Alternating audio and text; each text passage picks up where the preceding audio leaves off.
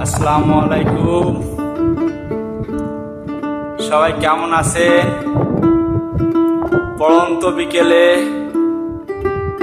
রংধনুর ছোঁয়াতে রঙিন হয়ে যাক সবার জীবন।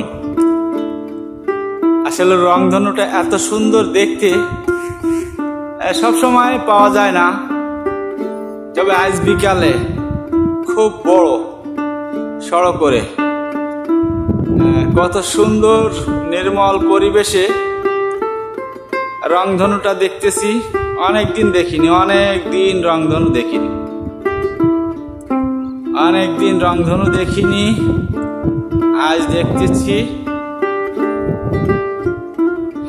খুবই সুন্দর লাগতেছে। দুটো এ প্রান্ত থেকে উঠে চলে গেছে, হয়তো বঙ্গোপসাগর থেকে উঠেছে, পূর্বের কোনো সাগরে গিয়ে মিশেছে। আমরা আজকে কাজ করতেছি, সিম গাছের ডগা কাটা কাজ বিকেল বেলায়। আসলে এই সবজিটা খুবই ঝামেলার সবজি, তারপরও খুব ভালো। কত সুন্দর পরিবেশ। তো সবাই ভালো থাকবেন।